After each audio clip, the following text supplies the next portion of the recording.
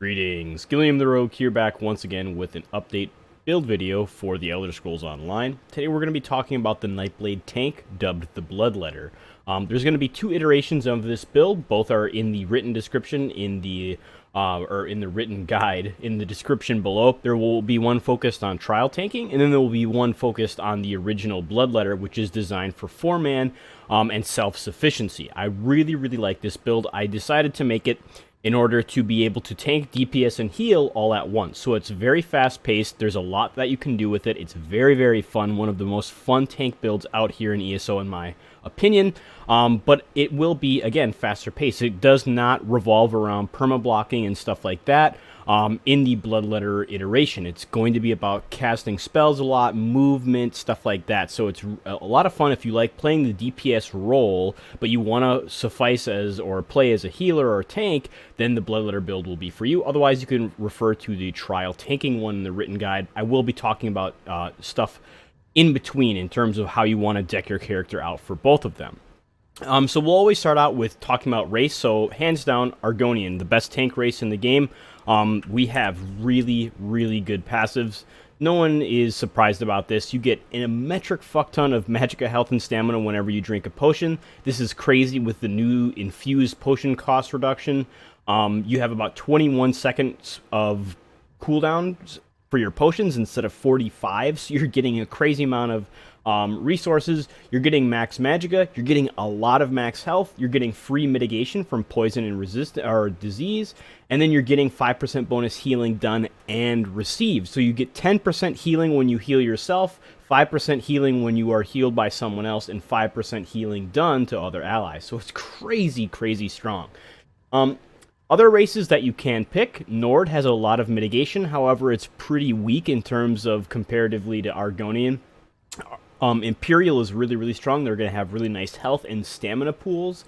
Dunmer works really well. That's what I use on the live servers. I'm on the PTS right now. Because you get health and you get magicka and stamina and a little bit of flame resistance. So if you want to be a vampire, which tanks work really well as, you get some free resistance for there. But in ESO, tanking is not about min-maxing so much because there's a lot of breathing room. There's a lot of flexibility that you can get away with. So don't feel like you are pigeonholed into choosing a race. However, if you are looking for a very easy time that can work well in PvE and PvP as a tank or healer, then the Argonian will be one of the best races available. It's incredibly versatile. There's a lot you can do with it. Works anywhere, no matter what. Great race. It's what I suggest, but again, pick with what you like. In terms of our Mundus Stone, we will be using the Atronach for magicka recovery. You can also decide to run the Ritual if you want a little bit of extra healing. It gives a crazy amount of healing. I believe it's 10% at base. So if you're trying to play the traditional Bloodletter build and you're doing dungeons and you don't need sustain because you're an OP Argonian, then you can run whatever Mundus. Again, the Ritual will be very powerful in terms of huge impactful stats, in terms of healing. You can run the Lord, you can run the Steed, you can run a lot of different stuff as a tank. Again, it's more about figuring out what you want.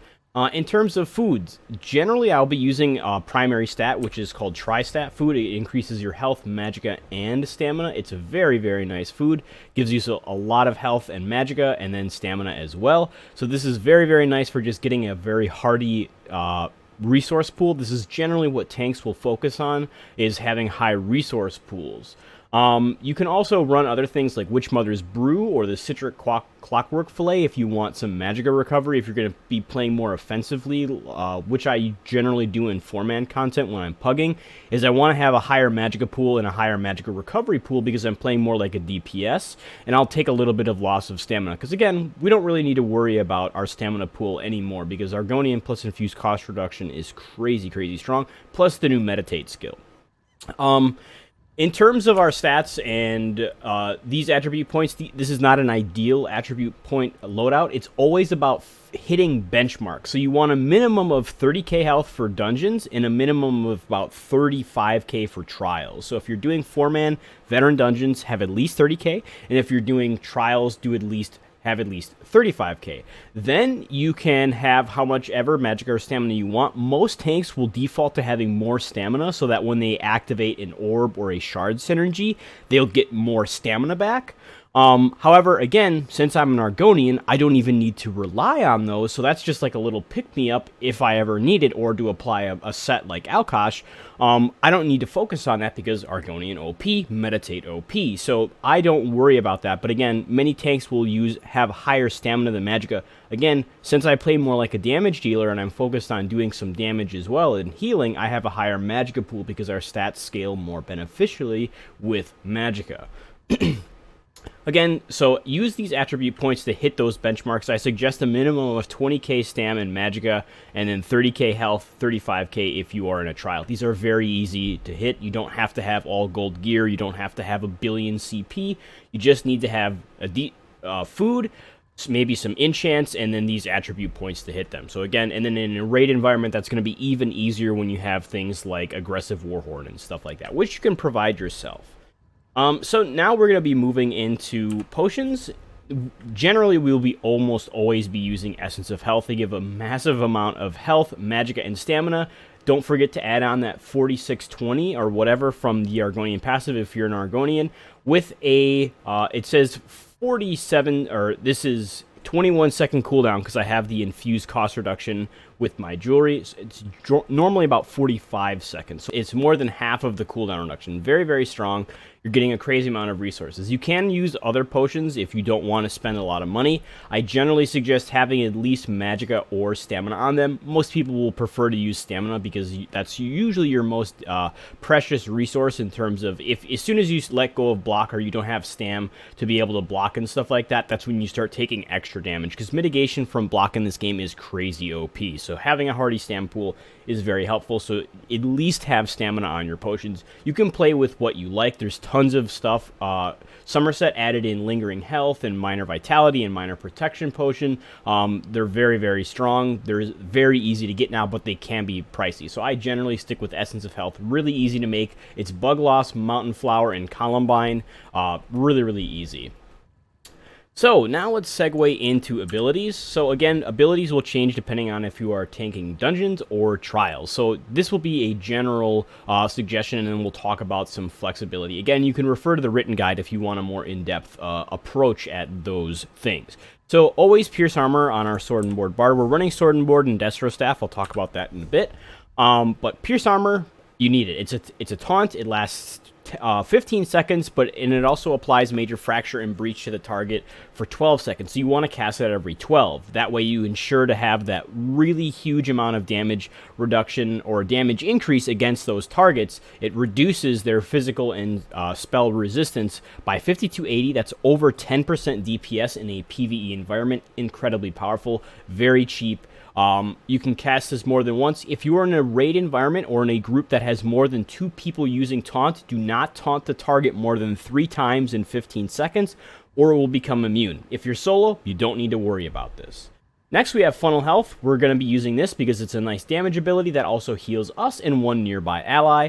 Do note that it heals based on the damage it inflicted, so if you do a really heavy-hitting hit, don't recast this ability, let it run its duration because it's going to last 10 seconds and it's going to heal you every 2 seconds. So you're going to get an initial heal out of Funnel and then 5 more heal over times for you and your ally. So you get 6 heals from every one cast. But again, it does damage based on damage dealt. So if you cast Funnel Health on a blocking target and you get a really weak heal over time, and then you recast it when they're stunned and it does bonus damage, then that heal is going to be stronger. But then if you recast it again and the target is now blocking, even though you will have a lower damage source, it will override your heal over time. So you don't necessarily want to spam cast this. You want to cast it maybe once or twice every 10 seconds. Whenever you see a nice crit or a big damage value, that's when you don't want to be recasting it. It will also give us 8% Magicka. We're going to get that from a few other things, so it's a little bit redundant, but it will also give us Ultimate whenever we cast, assuming that we're not casting a different ability every 4 seconds. Transfer Ultimate, or the Transfer passive is very, very nice for that. Next, we have Sap Essence, a source of major brutality and sorcery. We only really care about the sorcery, but it will help our light and heavy attack damage, as well as buffing our heroic slash and pierce armor, because brutality will increase those as well. Again, not going to be super strong, but the main focus here is it's going to do AoE damage in an 8 meters AoE, pretty nice. It's going to last 20 seconds for those buffs, and then it's going to heal us and 5 nearby allies based on how many targets we hit. So as soon as we hit one target, it does 20% bonus healing, up to a maximum of 6 targets. Even if you hit a billion, it's only going to look at the first 6, and it does 20% bonus for each target hit. So 120% bonus healing if you hit 6 or more targets. You can notice that if you cast the ability, you will heal yourself even if you heal nothing. So this is a really nice AoE kind of push. It doesn't do it's not a burst heal. It's not going to be a tremendous amount of healing unless you maybe go into a large group of enemies and you're just spamming the ability. So we're getting about 2.6k. It can crit for about 5k. So it's still not really a burst heal. It's not going to be an insane amount. You're not going to instantly revive someone from near death, but it will be a very nice amount of healing for you and your allies when you are doing trash fights or something. You can treat this like a flex spot if you are doing a single target boss or something of the sort. Next is Heroic Slash. This is a really good form of minor maim to the target, which reduces their damage dealt by 15%. Keep this up on any boss or elite target because it will also apply to their boss mechanic. So let's say I put this on Rakat or the Serpent. All of their damage, even when they're not targeting people, will be affected by maim. So if I apply Heroic Slash to Rakat, his Lunar Slam will do less damage. The Meteors will do less damage. If I apply this to the Mage, her Chain Lightning will do less damage. It applies to everything, not only the attack she's attacking her currently taunted enemy with. So this is very, very important as a tank to keep up. It's also going to put a snare on, not too important in PvE, but it's also going to give you minor heroism, giving you one ultimate every 1.5 seconds for 9 seconds. This is fantastic for ultimate generation, which is the Nightblade strong suit. Very, very strong between our catalyst passive right here. Whenever you drink a potion, 20 ultimate, and whenever you cast an ability, you get, or a siphoning ability, you get 2 ultimate every 4 seconds. So you add that on, very, very nice. If you don't like the idea of using this amount of stamina, because it can be pretty pricey on a 9-second cooldown, you can also use the ability called Dark Shade. This will also be an AoE form of minor maim, but it will not give us that minor heroism. So this is really nice. It lasts longer, it costs magicka instead of stamina, and it has a range to it. And what you do is you summon the target, and I can put it on, and then they're also going to do, they're going to go on to whatever target you're hitting, and they're going to apply minor maim. But they're also going to do a little whirlwind ability roughly every 4 to 5 seconds, where they hit everything in an area. See how he did it twice in a row? He applied minor maim to all of those targets, and now he's going to make sure that minor maim is continuously reapplying. So it's a really, really strong form of AoE minor maim. He attacks whatever you're attacking, and he works like a pet, so if you just heavy attack whatever you want him to hit, he'll go there. So Dark Shade is very, very nice. However, most tanks will be using the Heroic Slash ability because it does the same thing, but it's only single target, but it gives heroism. Our next ability is Leeching Strikes. You can also use the other morph siphoning attacks.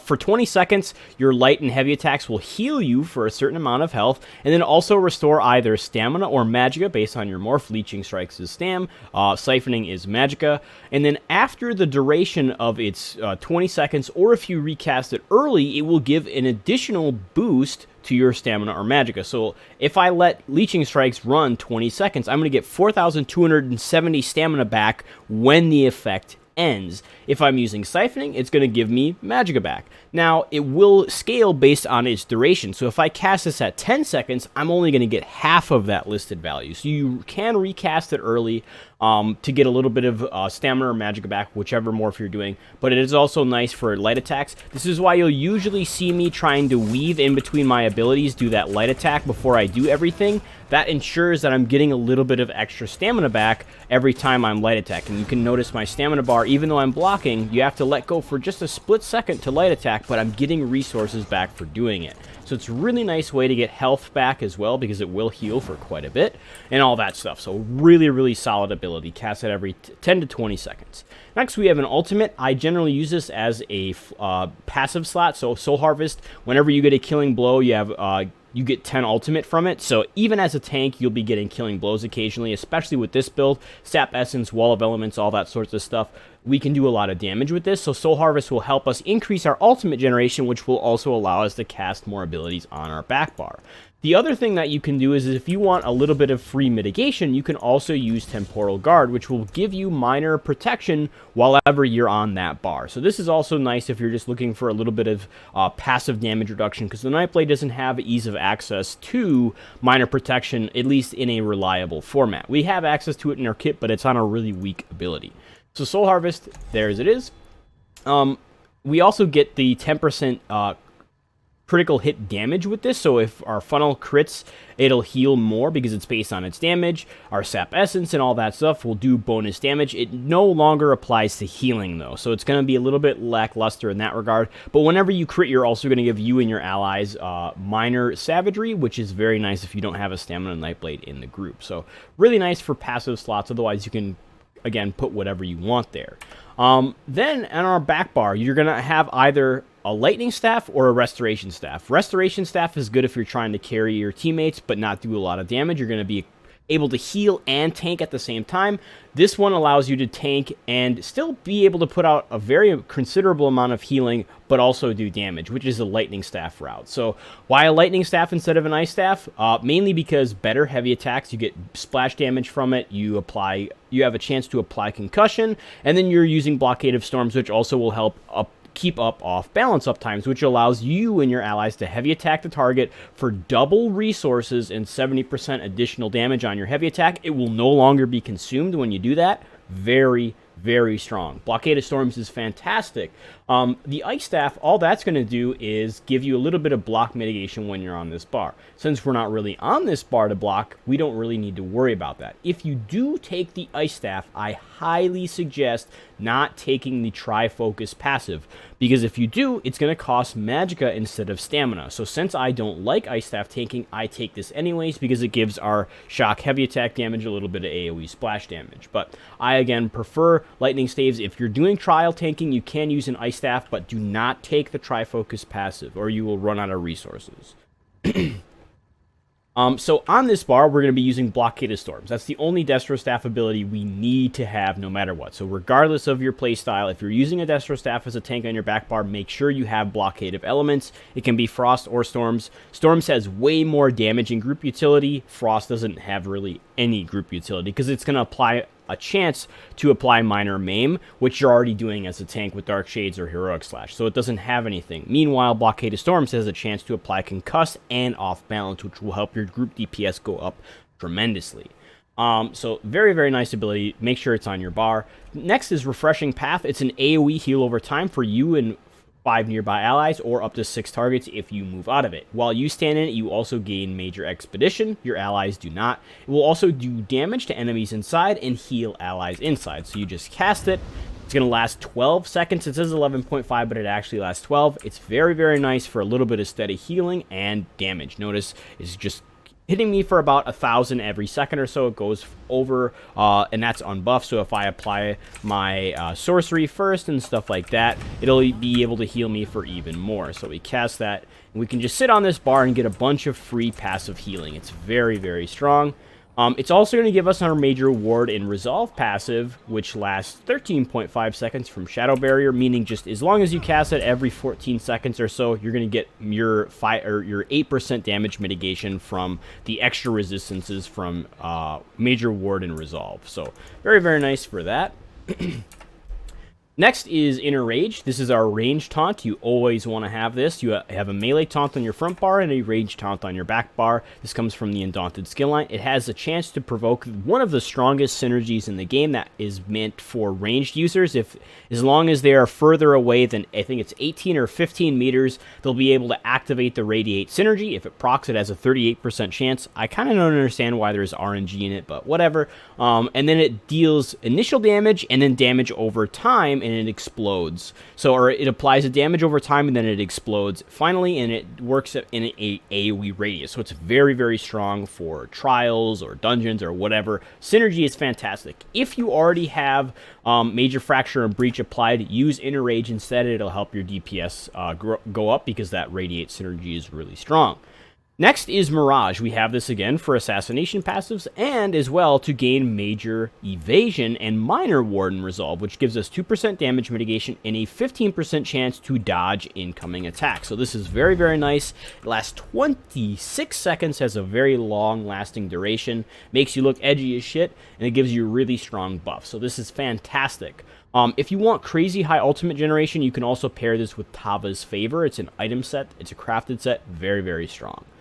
Next is a flex spot. We're going to have one of many abilities here. So Deep Thoughts is my personal favorite. This is from the new Summerset expansion with Psijic Order. It is incredibly powerful. It gives you almost 1800 health every 1 second, and it also gives you 1914 magicka and stamina every 1 second while you are in it.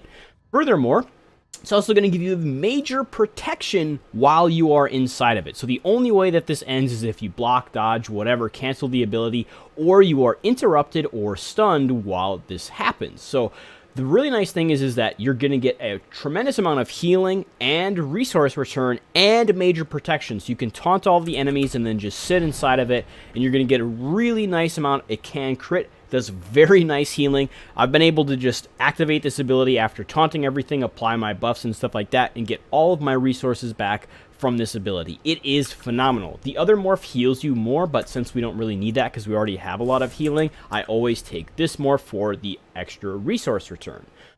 If you are looking for AoE crowd control, you can also use Time Freeze. This is a really nice ability. It has a 4-second windup, but it has a huge radius. So you cast it, any enemy inside up to 6 are snared for the duration, and then after 4 seconds, they are stunned in place. So what you can do is you can engage, you can taunt all the big enemies, and then place this. We take the morph that allows you to move after. There's no cast time associated with it, but it increases the time that it takes to stun. So you can go and taunt and make sure that everything is stunned immediately once you get there. Very nice for crowd control and stuff like that. You can use a lot of different abilities here. If you really, really want, you can use Dark Cloak. However, I feel that this ability is incredibly underpowered. It costs a lot of magicka, and for the next 3.5 seconds or 3 seconds, we heal ourselves for about 10%. It's like 10.8 or something like that. Every 1 second for the 3 seconds for a maximum of 32% of our health over the duration, and you also gain minor protection while it's active. But it's only 3.5 seconds of minor protection. We activate the ability, and it does heal, and it can crit, so it can be a nice amount. So you're going to get 4 heal ticks out of it, but it's really not all that great in terms of what it's enabling for us. So I really don't like this. It costs a lot of magicka. We have plenty of other healing in our kit. I don't really find a purpose for it. You can also use the Shadow Offering or Healthy Offering ability. You're going to get a reduced cost or minor mending out of it. So minor mending is usually what you're going to go with because it will cost health. So as a tank, we have plenty of that, and it's going to give a very nice burst heal to not us, but only our allies. So what I can do is I think I can summon my banker or a pet. Nope, I can't. To demonstrate, but it does apply a debuff on us if the heal successfully heals something. So it's not going to be something you want to spam cast. Apparently I can target my banker, but it doesn't apply a heal to him because he cannot be healed. But this is just a little bit of an oh shit button. It does have quite a high tooltip for its healing. It'll go up with major sorcery and all that sorts of stuff. And it will also give you minor mending while it's active for crazy healing, but it will put a damage over time component on you where you're going to take damage over 8 seconds. And it will stack if you recast it, so you have to be careful with it. You can put a lot of different abilities here. Again, if you're using another Destro staff, you can use Elemental Drain. You can also use the Pulsar ability for Minor Mangle to apply 10% health reduction on targets. Doesn't work on bosses and some elites. There's a lot of different stuff that you can do with it. You can use other abilities. You can use the Mage's Guild skill Spell Symmetry. I don't really think this is that good comparatively to Deep Thoughts, because you get 3,000 every 1 second versus the 1914, but this takes health away and it reduces your healing and stuff like that. So I'm not a big fan of Spell Symmetry. There's a few other things you can do. You can also use Mystic Orbs if you want to help your group DPS go up.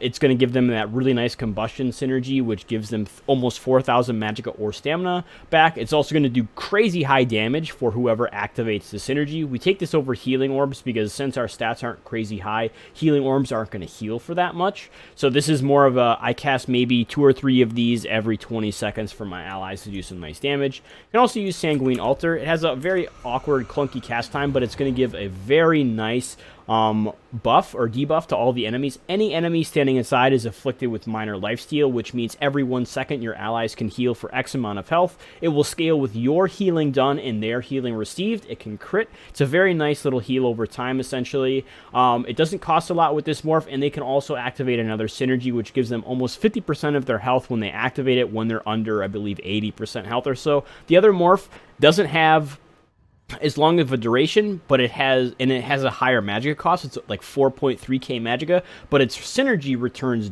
double the amount. So it gives like a 74% or something like that. It's not exactly double, but it's a very nice burst heal as an oh shit moment. So again, there's a lot of stuff that you can do with this. You can also use Bone Surge if you want to give your group mates major vitality for the synergy duration. It's going to give you quite a hardy damage shield, 30% of your max health. Again, there's a lot of stuff that you can do here. Refer to the written guide if you want a little bit more explanation on that stuff. Next is our aggressive horn. We almost always want to be using this if we are playing with at least one other DPS who knows what the hell they're doing, because it's going to give 10% max magicka, stamina, and magicka. It is the minor toughness passive for the health, so it will not stack with the warden. But the health or the stamina and magicka are a unique buff. You can't just cast more war horns and they'll stack, they'll refresh. But it's very, very strong. 10% bonus resources is crazy OP in a group environment. And then it's also going to give you and your allies major force with no target cap, increasing their critical damage, not healing, by 15% for 9.5 seconds. This is very, very strong as an ultimate. It does cost 250, so it can be quite costly, but it is tremendous in terms of group enabling that with what you can do with it. So very, very strong. The other stuff that you can put here is Bolstering Darkness. This has been reworked. Anytime an ally enters the ring, they gain major protection for the duration. If they leave it, they will retain the duration that they have. Now, let's say I have 6 allies. Normally, an ability that has a secondary effect, such as a buff, has a 6-person target cap. Since Bolstering Darkness works by giving allies inside of it the buff that they can retain after leaving it, this now bypasses the 6-person target cap. I can put it in, I can have 6 allies come inside, get the buff, and then leave. And then I can have 6 more allies come in, get the buff, and leave. And now I'll have 12 people with major protection for their respective duration. So if I cast this at 16 seconds and 6 people are in it and they immediately leave, they'll have major protection for 16 seconds, and then another group comes in, they'll get major protection for 15 seconds and then leave. So you can have an infinite amount, theoretically. You place it on the ground and people just come in, come out, they just run over it, get the buff. Fantastic. Very, very nice. Major protection is very strong. However, we don't really need it for ourselves. So if you're doing solo content or you are just doing a dungeon with a group who isn't very good at staying alive, major protection is not going to help that in a lot of instances because they're probably dying to one-shots. You don't need to worry about this because you already have major protection from Deep Thoughts. The other thing that you can do is you can run Soul Siphon or Tether. Siphon gives us a tremendous burst heal and a heal over time that also gives us major vitality, which increases healing received by 30% for 4 seconds. Has a burst heal and a heal over time for the 4 seconds. Hits up to 6 people in total, and then it also gives an ally the ability to activate Soul Leech, dealing damage and healing them for the damage caused. Pretty nice.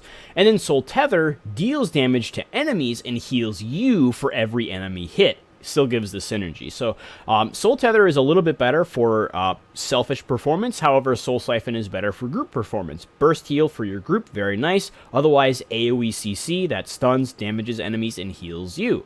They both have a purpose, both very, very nice. The other stuff that you can do is you can run if you're running a Resto Staff, instead of Blockade of Storms, you'll be using Rapid Regeneration. A very nice heal over time, lasts 16.5 seconds, very short magicka or low magicka cost, very nice. You can also put a few other things here if you want, and then you're also going to be using Light's Champion instead of Aggressive Warhorn because it costs half the ultimate, but it gives major force and protection for 5 seconds. So it gives the same uptime of force of Aggressive Warhorn, but it also gives a crazy amount of healing every 1 second, and major protection. It can only affect up to 5 allies, so this is more for dungeons and stuff. So in a trial, still use Aggressive Warhorn. In a trial, I highly suggest Destro Staff over Resto. Resto is more for 4-mans. If you want to be the tank and the healer and run 3 other DPS, run a Resto Staff. Very, very nice. Use Light's Champion. Fantastic. No one will die when it's active. Everyone will be doing bonus damage. Very, very cheap. Amazing. All right, now let's talk about gear. So, there's a lot of different gear stuff to talk about. Again, you can refer to the written guide if you want more suggestions, where to get them, and stuff like that. I'm only going to be talking briefly about them, but yeah. So, in this setup, what I normally run for groups who know what they're doing, or I'm in a dungeon or a trial or something like that, I'm always going to wear Ebon. You always want at least one tank in your group to run Ebon. Very, very nice. You get an 11-18 bonus to health. This scales with max stats, Warhorn, stuff like that. Just helps everyone stay alive. Very, very nice. This comes from Crypt of Hearts 1 or 2. Then our monster set, there's a lot more stuff that you can do. I prefer Bloodspawn in most iterations because it's going to help us hit armor and resistance cap for both physical and spell resistance. It's going to also give us 14 ultimate, has a 6-second cooldown. The one piece isn't that great. You can also use a set called Lord Warden that comes from Imperial City Prison. Gives us a nice amount of resistances for us in 5 nearby allies or 6 allies sitting in the area. It's a very high chance to proc. You can run Sentinel of Rakugamaz, which comes from Darkshade 1, Veteran. Whenever you heal someone, you have a chance to summon a little spider that gives healing and stamina back for its duration. You can run Earthgore for a burst heal or to remove negative effects from the ground. You can run a lot of different stuff as a tank. Again, refer to the written guide. The other set that I generally run, because I love it so much, is Bahara's Curse. Really nice 2 through 4 piece. The environmental trap reduction or damage reduction that it gives is redundant now in most iterations. There are still a few instances where it still works on ground dots or ground AoEs. It does work on some radiant or just random effects happening in a dungeon like traps and stuff like that. So it's not useless, but it's not as good as it used to be. But the big kicker is the 5-piece. Whenever you deal damage, you have a 25% chance. Doesn't matter if it's single target, dot, AoE, whatever. For 5 seconds, which gives a huge snare, which helps with control, and then does damage to anything inside of it. And then it heals you for all of the damage done. So what I can do is, as I showed earlier, I can just place these, and then it'll just have a random chance to proc while it's doing it. It summons that little blue circle. It's very subtle underneath all this stuff, but it deals damage. It can't crit, so it's not going to be able to crit. But the big thing now is just now that there are no AoE caps, if you proc this on a group of enemies, it's going to heal you like mad. So again, I can proc it, and then I'm getting 61 Bahara's Curse heals over the duration. It's absolutely nuts in terms of what it's doing. It has a 5-second cooldown with a 5-second duration. Just like my game is lagging because it can proc so much effectively. It's very, very strong for AoE situations. Again, in a real environment where you're mainly going to be fighting like this many enemies, it'll still heal. It's healing me for about 2 to 3k every 1 second based on how many targets I'm hitting. So it's crazy, crazy nice. This is more for dungeons than it is trials. I don't suggest running it in trials unless you're doing something like soloing the Savara's, or not Savara's, Ozara, the back room where you take all the ads and you run away. I suggest running that set in that instance or something like that to keep you alive. Always make sure Ebon is active on your armor generally, so you don't have to worry about bar swapping off of it. And then I have Bahara's Curse, Sword and Board, and Staff. You can run another Staff on your back bar if you want, because it does have that 5-second cooldown. So you can proc it on your front bar and then go to your back bar and have like a Maelstrom Staff or a Maelstrom Resto or something like that if you really want. But it doesn't really matter. Other sets that you can use, there's a ton of them. Again, I'm not going to go through every single one, but if you're looking for more ultimate generation, you can use Tava's Curse or Tava's Blessing whenever you activate dodge roll or you passively dodge from Mirage. You're going to have that chance to get a huge amount of ultimate. You can run Dragon if you just want flat ultimate cost reduction. Very nice if you're using Aggressive Warhorn. You can use Alteration Mastery to reduce the cost of everything, health, magic, and stamina cost reduction of spells, block cost reduction, dodge roll cost reduction, CC, bash, everything is reduced by 6%. Comes in light armor, so you're going to want to run jewelry and weapons with it. That comes from Cropsford, the area in Cyrodiil. Down here, it's a little town. Bahara's Curse drops in Hugh's Bane, the Thieves Guild area. Again, there's a ton of different stuff. I'm not going to go through everything, but you can run Plague Doctor, gives us a lot of max health. That comes from Deshaun. You can run tons of different stuff. So again, play with what you like, but I do suggest always running Sword and Board and Destro. You can, again, run Resto. Since the 2-piece set bonuses, this allows us to run 2 5-pieces permanently with a monster set. It's fantastic. Okay, in terms of traits, on our armor, I run Infused on our helmet, chest, and legs. This gives our Prismatic enchants a huge amount of resources. They're truly efficient. If you're not running Prismatics, I suggest running Sturdy instead. And in our small pieces, we are running Sturdy. So Sturdy will really help us reduce the cost of block. However, as an Argonian, that is completely preference. If you're not an Argonian, definitely go Sturdy. Maybe even go Sturdy on all pieces of armor. I also have Infused on my shield. So if you're going the Argonian route, I suggest Infused helmet, chest, legs, shield, and then Sturdy everything else. If you're going the non-Argonian route, Sturdy everything. I have Prismatics on everything personally because, again, they're truly efficient. They help us hit crazy high stats. If you don't have them, again, it's about hitting benchmarks. Run health, magicka, or stamina. Just hit those benchmarks we talked about earlier. On our jewelry, if you are an Argonian, go triple Infused with potion cooldown reduction. It is crazy OP. 8 seconds cooldown reduction per enchant. So you're getting 24 seconds off of your potion cooldown. That goes from 45 to 21 seconds. Crazy OP, especially with the resourcefulness passive. Very, very nice. If you are not an Argonian, instead of using Infused cost reduction of potions, use Infused block cost reduction. This is going to help really load off the cost of your block and bash, which will help you stay defensive for very, very long.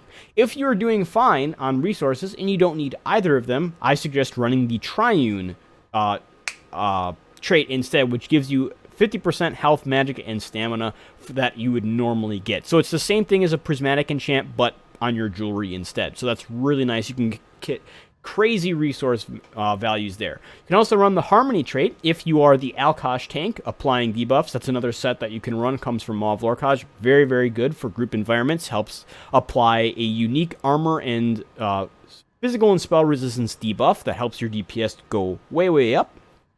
Whenever you activate a synergy, it applies. So Harmony will give you more effectiveness out of your synergies. So if you're hitting a shards, I believe it's 30% bonus or 40% bonus per one. You're going to get 30% or 40% bonus of the resources that shards give, or orbs. It'll do damage, healing, or resource return out of any of them. So it's really, really strong if you're constantly activating synergies. The Harmony trait is what it's called. On our weapons, we are running double Infused. Infused Crusher, which reduces physical and spell resistance on our front bar, and Infused Weakening, which reduces their weapon and spell damage for 5 seconds. If you want to have 100% uptime on Crusher, you only need Infused. If you want to have 100% uptime on Crusher and Weakening, you're going to want to use the Torag's Pack set. It's a 5-piece crafted set. I think it only takes 2 or 3 traits. It's really, really strong. It's going to increase the potency of your enchants by an additional 30% and reduce their cooldown by 30%. So their cooldown will be like 2 or 3 seconds. They're also going to reduce more physical and spell resistance and reduce their target's weapon and spell damage even more. So that's also another good set that scales really, really well with this. You don't ever want to use another trait because Infused with these enchants is way too good. Again, try on everything with Infused on your big pieces. That covers pretty much everything with this. Now, what I will do is I will go into a dungeon, kind of like I did last time. We will go into White Gold Tower again, and I'm just going to demonstrate what you can do with this build. So I'm going to go in on Veteran White Gold Tower, and all I'm going to do is I'm going to pull everything on the first floor, and I'm going to try and stay alive as long as I can. So we're going to be using the Destro staff one because I want to talk about applying your buffs and your debuffs and stuff like that in terms of how you want to transition into a group environment, what you want to be focusing on doing for your allies. Again, this is going to be a crazy, complicated build if you're trying to push the most amount of efficiency out of it as possible. I'll also do another one where I put on a Resto staff, and this one is much simpler, and I just focus on staying alive. So again, I'm going to be running the Destro staff with this one. We're not going to run aggressive Warhorn because there's no one there for us to do that. So instead, I will be using Soul Tether instead, because this is going to give us a nice AoE stun and healing to us. So again, we're just going to go in up here. It's on Veteran. I'm going to pull everything in the first room except the Atronach boss, and I'm just going to stay alive as long as I can with these abilities. And I'm going to talk about it, how I'm doing it when we get there. So generally what we want to do before we engage is apply our buff. So with this build in particular, that's generally going to be Mirage and Siphoning Strikes or Leeching Strikes, whatever it is. This is very good. You want to make sure these are up before you go in. Then you're going to want to engage with a funnel health, and then you're going to start taunting stuff. We're going to immediately run through. Our magic is about 50% because the synergy or the cost of Inner Rage is quite high. So if you want to save Magicka, you can also use these. We're also going to recast Funnel Health whenever we need it, so we're getting those resources back. Alright, now we're going to go ahead and taunt everything. We're going to place our buffs. We're going to do a tether. We're going to drink a potion and get all of our resources back immediately. And now I'm going to focus on applying buffs and stuff. So I'm going to place this stuff. Our stamina is getting low. We'll launch a heavy attack. We're just going to heal up. I'm going to enter Meditate. Notice, even though with all of this damage I'm sitting in here, I can just heal with Meditate. It's crazy strong. Our thing procs, our Bahara's Curse, I can sit in here. Like, our health does not move once we get rolling. Like, once we get our stuff up, it's crazy OP. You can let go of block. My block is draining quite considerably because I am taking all of this damage, but it's okay because, again, I can just pull stuff into my Bahara's Curse and take 0 damage. There we take a little bit of a burst. I'll activate this. I'll reapply. And now drink my potion, enter Meditate, and we are back up. So you can do a lot with this build. Again, this dungeon was not designed for me to just go in and take all of this damage. The devs did not think this would happen, but it did. So this is very, very strong. Again, beginner friendly. There's a lot of stuff that you can do with it. I will go through again with the Resto staff and just show the difference there. We're not going to be doing any damage with it, but we're going to be able to stay alive much easier. And it's already really easy to stay alive with this build. Can heavy attack if you need resources. We don't really need to because, again, Argonian is so strong. I can expend all of my resources doing all of this stuff and then just immediately hit my potion and I'm back to full, like nothing even happened.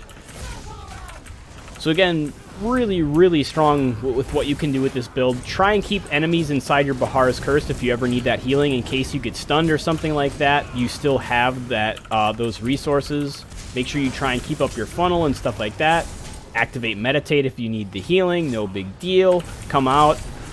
Activate our Soul Tether, drink our potion. I mean, it's honestly a joke what you can make of this game's content with this build in terms of dungeons and stuff. Again, in Trials, it's not going to be as crazy as this because you don't have 10 enemies all able to proc your abilities and give you crazy good healing. But your stamina resource management is going to be a lot easier because you don't have all of that.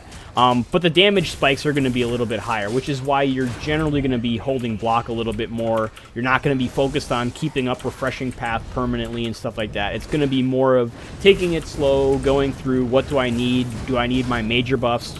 Cast refreshing, maybe reapply. If I'm taking heavy damage, put heroic slash on stuff. Drink a potion whenever we're low.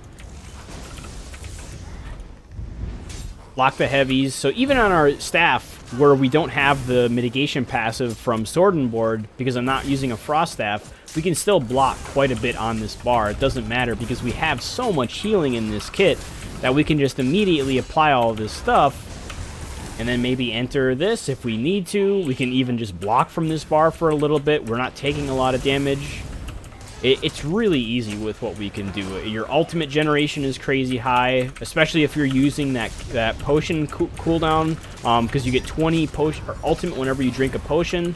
So I just casted Soul Tether and I'm almost halfway there again because of how efficient this setup is. So here I'm just going to sit inside of all of this damage because I don't give a shit. Taking 0 damage, we get stunned, no big deal. Drink a potion as we come out of it. Alright, Now I'm going to kill myself because it's going to take 20,000 million years to solo these elites. Alright, so in this one, I'm going to do the same thing, but now I'm going to use a resto staff. So let's go ahead. Since we have Bahara's Curse active on our front bar, with this one, I'm going to run the Master's Resto Staff. I'm not going to have an ideal enchant on it and stuff, but that's no big deal. So let's open up Maelstrom Weapons, Maelstrom Resto Staff.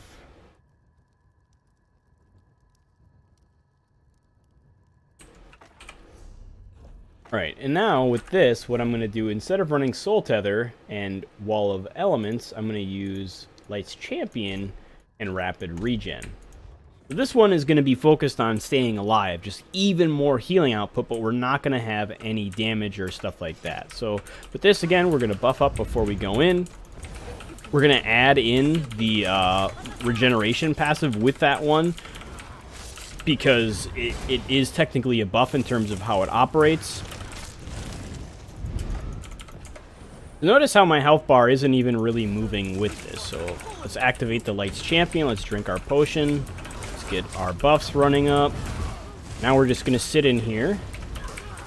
And we're still able... With this, our health does not move at all, really. We're able to take a lot of damage. Whoop. Now we're taking a lot of damage because we're sitting in the Defile. So now we're going to get that up. Going to do a dodge roll. Our potion's going to come off cooldown. Boom. All right. So we still have to respect mechanics, activate that. Boom, look at this. All right, even though we were close to death's door, we're back at full health. We're going to move out of this. Going to reapply our buffs. Get our funnel running. Siphoning strikes. Just dodge some of this red.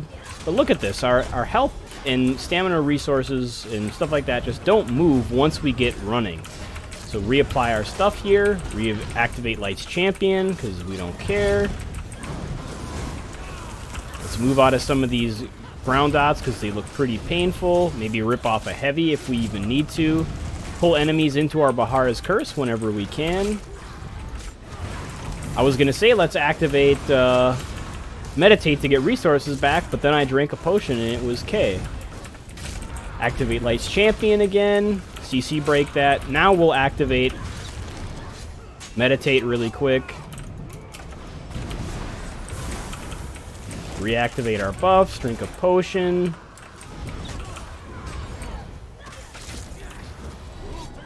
Get all of our resources back with Meditate and that free damage mitigation.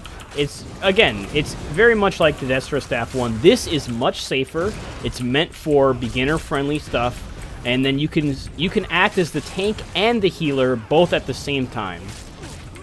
Drink my potion after CC breaking. We were literally at 0 stamina and now we're back to full.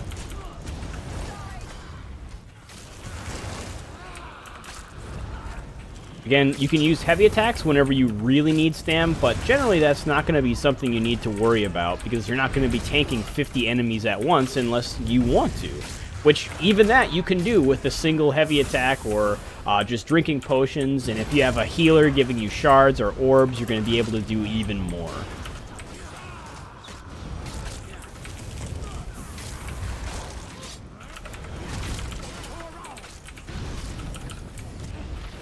The nice thing is that we can activate that Light's Champion and then just pretty much out-heal any damage. Like, if we look at the amount of healing that we can do with just that ultimate alone is pretty crazy. Reapply our buffs here. Enemies are sitting in the Bahara's Curse, so I don't even need to leave this AoE. And all I'm doing with this is I'm rotating through buffs and stuff like that. And then when I get in trouble, maybe I activate that Meditate or the Light's Champion. Maybe I drink a potion if I really want. And if you're not an Argonian, obviously it's going to be a lot harder to do this. But again, you're not going to be soloing this stuff. But if you want to, you can. The build has the capability of soloing stuff.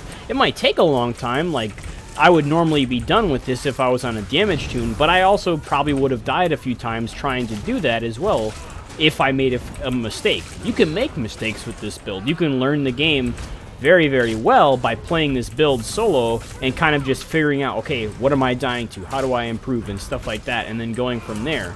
because there isn't a lot to manage in the sense of, like, you need to have all of these buffs running to survive, but there's a lot to manage in the sense of, if you want to get the most out of this build, you're micromanaging ground dots and buffs and heals, and then if you're in a group, you have to taunt everything because you don't want this hitting your allies. You want it to stay stacked. So there's a lot to manage if you want to push this build out to its fullest potential, but comparatively to something else, it's still pretty easy. Drink that potion, get all of our resources back, get our health back. Alright. Now we're going to let this stuff kill us, because we're not going to die unless we try to. Even trying to die is difficulty with this build. Like, stuff sitting inside Bahar's Curse, passive dodging heavy attacks. The build is crazy. It's a lot of fun. The most fun I've ever had on tanking in this game, and you can do a lot of stuff with it. So, this will be the last time I update this build, sadly. I'm moving to Maryland next week. So I can start my position at ZOS. So, sadly, I will not be able to update this, at least in the near future. Maybe down the line, I could work something in. But I highly doubt I'll be able to continue content creation the same way that I do now. Definitely not making builds and stuff like that. So I really hope this helped you guys. It's why we went for so long. Last time I was like, we'll try and condense things. But then I realized it would be a waste to do that, because there's so much stuff that you can do because of Summerset that has allowed us, between the 2-piece set bonuses and stuff like that, and new abilities, that has really helped tanking. I guess I will briefly go over champion points because I know someone's going to ask. Blue Tree is not important as a tank because it's not going to do a lot for us, but if you are focused on it, I generally pump up Blessed and Elfborn to these values to get some nice healing. Then I get the Atronach passive, the Tactician, whenever I dodge, roll, or blur activates, I set an enemy off balance. Really, really strong. So to do that, I take Master at Arms because it'll buff my funnel healing, and then I take Staff and Physical Weapon Expert. It's not really important. You could put all 100 in here and then 20 somewhere else. The main thing here is so that you get the passives, Riposte, Retaliation, and Tactician, and then in here you're just grabbing Elfborn and Blessed, and then maybe a little bit of Thaumaturge if you want to buff your other abilities. But in red CP, I have 49 Hardy and Elemental Defender for 11% flat mitigation, 61 thick-skinned, and 81 ironclad, and then 7 into quick recovery and 3 into heavy armor focus. You can do a lot of different stuff with CP. As a tank, the main thing you want to focus on is getting Bulwark and Unchained. These aren't all that great. Invigorating Bash can help a little bit because 20% chance to give you that huge amount of health, especially if you're using infused block cost reduction. That's very nice. You can also decide to get the reinforced passive. You can lose a little bit of mitigation here to get a damage shield whenever you block with a 10-second cooldown. That's pretty nice too. So if you're going to do that, I would drop some points in here and just pump up here. I would still try and hit that Unchained passive though. And then in our green tree, we have 18 Warlord, 39 Sprinter, 21 Bashing Focus, 43 Tenacity, 37 Arcanist, none into Mooncalf because stam regen is disabled while blocking. You can take Healthy if you want. I don't generally do that. 81 Shadow Ward and 11 into Tumbling to help reduce block costs and dodge roll whenever you do. But again, CP is more preference than anything. So I really hope that this build helped out. Again, I went the extra 10-20 minutes that I would normally do so that we could fit in all of the amount of information, because again, this will be the last time I'm updating the build. So again, I really hope you guys got something out of it. Hopefully you guys can get your hands on it and do something with it in game. Again, very beginner friendly. There's a ton of stuff you can do with it. It's a lot of fun. And now finally, because the balance changes, it's really able to give a Dragonade a run for its money, because there's so much resource management enabled to tanks now from the new traits like Infused Block Costs and Meditate and stuff like that. So hope you guys enjoyed, and I'll catch you guys later. As always, a massive shout out to these phenomenal people who help me stay afloat financially in and out of game, help me give feedback, test videos, donate stuff to me in game. I really appreciate all of the support. Make sure to check out the links in the description if you're interested in doing such. It's never necessary, but I really do appreciate it. But until next time, I'll see you guys around.